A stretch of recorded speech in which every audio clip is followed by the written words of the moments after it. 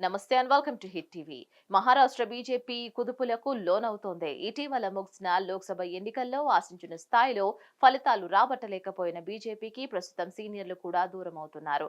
తాజాగా కేంద్ర మాజీ మంత్రి సూర్యకాంత్ పాటిల్ భారతీయ జనతా పార్టీ ప్రాథమిక సభ్యత్వానికి రాజీనామా చేశారు. ఇక త్వరలోనే మహారాష్ట్ర అసెంబ్లీ ఎన్నికలు జరగనున్న తరుణంలో ఈ పరిణామం బీజేపీకి ఇబ్బందికరంగా మారనుంది.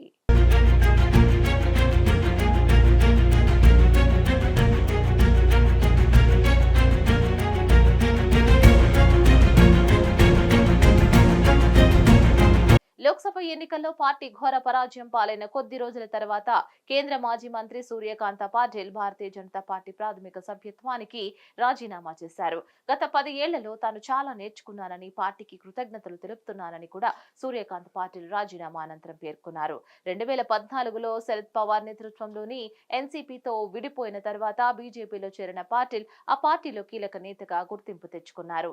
2024 లోక్సభ ఎన్నికల సమయంలో మరాఠ్వాడాలోని హింగోలి నియోజకవర్గం నుంచి టికెట్ ఆశించారు. అయితే ఆమెకు టికెట్ దక్కలేదు. సీట్ల షేరింగ్ సమయంలో హింగోలి సీటును ఏకనాథ్ షిండే నేతృత్వంలోని శివసేనను వదిలిపెట్టారు. ఇక దీంతో ఆమె నిరాశకు గురయ్యారు. సోషల్ మీడియాలో తన అసంతృప్తిని వ్యక్తం చేశారు.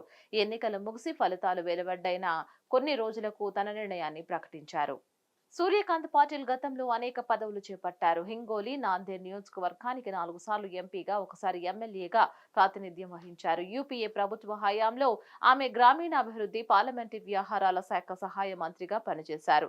అటువంటి నేత ప్రస్తుతం బీజేపీ నుంచి విముక్తి పొందారు. త్వరలో ఆమె భవిష్యత్తు కార్యాచరణను ప్రకటించనున్నారు. త్వరలోనే ఆమె తిరిగి తన సొంత గూటికి చేరుతారు అనే వార్తలు వస్తున్నాయి.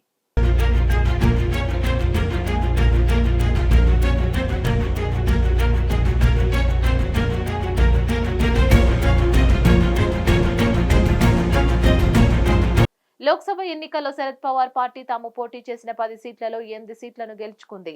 శరద్ పవార్ కు వెన్నుపోటు పొడిచి బీజేపీతో చేతులు కలిసి అజిత్ పవార్ వర్గం పూర్తిగా దెబ్బతింది. పోటీ చేసిన 4 సీట్లలో 1 సీటు మాత్రమే గెలిచింది. అజిత్ పవార్ వైఖరితో విసుగు చెందిన అనేక మంది నేతలు తిరిగి శరద్ పవార్ గూటికి చేరుతున్నట్లు తెలుస్తోంది. ఈ ఏడాది అక్టోబర్లో జరిగే అసెంబ్లీ ఎన్నికల్లో ఈ పరిణామాలు ప్రభావం చూపనున్నాయి.